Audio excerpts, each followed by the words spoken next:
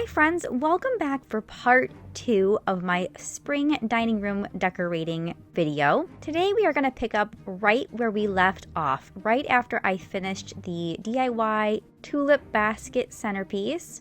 If you missed part 1, I will link that for you below. And if you are new here, welcome. And of course, welcome back to my wonderful returning viewers. And I hope this video will inspire you to get started on your spring decorating if you haven't done so yet. Let me know if you like this filming angle. I was trying to catch as much of the table as I could, and I think it worked out pretty well. Okay, you guys, I'm so excited about this amazing tablecloth that I found on, you guessed it, Amazon. This is a linen look tablecloth with a sweet little trim around the edge. And I did overbuy this tablecloth. My choices were either for a... Oh, excuse me, I had to sneeze. So yes, I actually bought this tablecloth bigger than I wanted to buy it because the smaller size was going to be too small, and in my mind, there's not much worse when it comes to a tablecloth than one that is too short. There are a few things you can do if your tablecloth is too long or too big to make it work, but too short is something I try to avoid. And I will show you at the end what I ended up doing to make this tablecloth work for me. Here's the centerpiece that I designed in part 1. It's very simple, but I think it's quite pretty.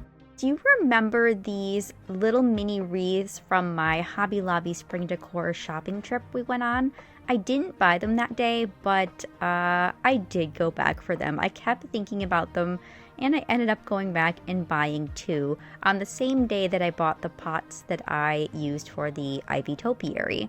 So what I decided to do was to use one on each end of the table, and I was envisioning putting some sort of candle holder in them. And you can see me contemplating this here because I know you remember these from one of our thrifting trips.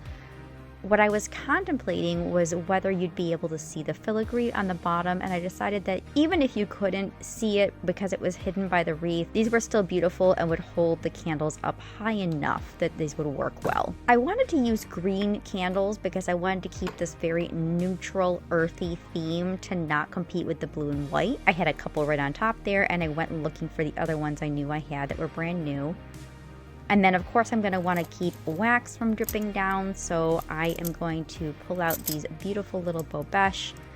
You can get these on Amazon, but I actually found this huge box of them for just a few dollars at an estate sale, so I like to snatch these up whenever I come across them.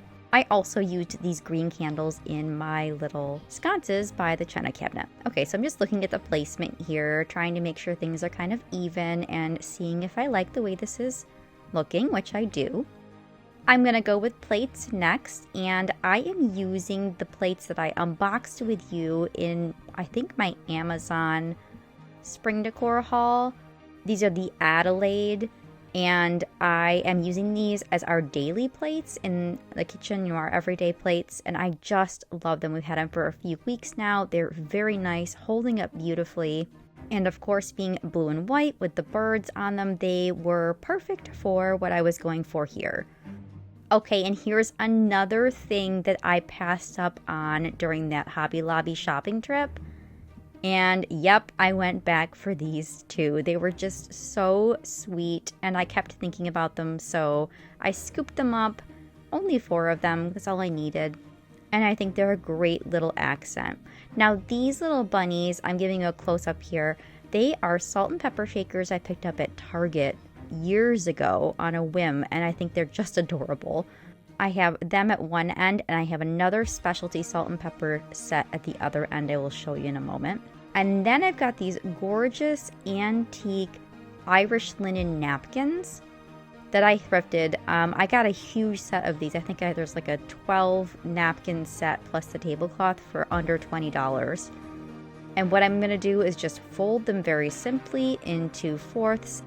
Nothing fancy, but it adds another layer to the plates that is a pretty creamy white color. And setting a napkin in between the plates like this is easy for a guest to pull out. I'm sorry if you can hear background noise. It is really windy and stormy outside right now, so hopefully not too much is getting picked up on the mic. Okay, next I've got these little nests. These are from Amazon. I showed you these in the Amazon haul video. I just love these. And I'm gonna set them in the bowls. I did buy 2 packages of these because I had a feeling I'd want to use them in a couple of different ways. And you're going to see me tucking them into the centerpiece here as a little sort of finishing touch. Next, I'm going to go around with a little cupful of the eggs that came with these nests. They're adorable and about the size of like a quail egg. Very natural looking, I have to say. I really like them. Ella also really likes them and goes absolutely crazy when one of them falls on the floor. I also decided to use some of my blue vintage glassware. Now, I've seen these called water goblets, and I've also seen them called iced tea glasses. What do you think these are, or what do you know them as? Are they for water or for iced tea? I bought them on Etsy many years ago, and I have used them over and over, so they're a nice part of my vintage glassware collection. I'm just going to put the rest of the eggs in the nests in the centerpiece here. And now we are going to address the too long tablecloth. It's nearly touching the floor. So what we're going to do is we're going to take some of this ribbon, which I have quite a bit of, and we are going to tie it to the, with the cat assistance, we are going to tie it to the leg of the table in just a simple bow. She could not resist, and I understand. She's almost a year old, you guys. Can you believe it? Oh my gosh, I can't believe it. Okay, so we're just going to tie the bow here, and then what I'm going to do is basically blouse it out so that it sits gently on top of the bow here, and it is basically held up and against the leg and out of the way, but in a purposeful way. And this way it's out of the way of the legs of anyone who's sitting at the table and not dragging on the floor and looking, well, silly. Okay, and now I'm going to bring you in to get some detailed shots of how the whole thing looks. Like I said, I kept this very simple. I just wanted to show you how easy it is to dress up a table and give a nod to whatever season you're decorating for. And as fun as it can be to create a really elaborate tablescape, I feel decor doesn't need to be complicated in order to be beautiful. So here's our little bunny dishes on the blue and white Adelaide. And I just love this blue and white check tablecloth as a backdrop. You can see I used more ribbon across the table just to give it that sort of lengthening effect and sort of tie both ends of the table into the centerpiece. And I added some more ribbon in the centerpiece itself, sort of wrapping it around like a mini garland inside the basket. Again, very simple, but I think it adds a nice touch. And I also like the way the brown ribbon ties the brown of the nests in with the centerpiece and kind of gives it all a little bit of cohesion. Here's the other salt and pepper shaker I was mentioning. I think I showed you this in my spring haul. I got this from a little boutique. Isn't it just adorable? Absolutely perfect for spring. And the little bird placeholders are also from that boutique. Here's our little bunny salt and peppers down on this end. I think it's nice to have a set at each end of a table when you're entertaining, so people don't have to be asking for it to come back and forth from each end of the table. And then here's the lengthwise shot, so you can see all the way down. And then here's my sideboard, just very simple with the hurricane lamps.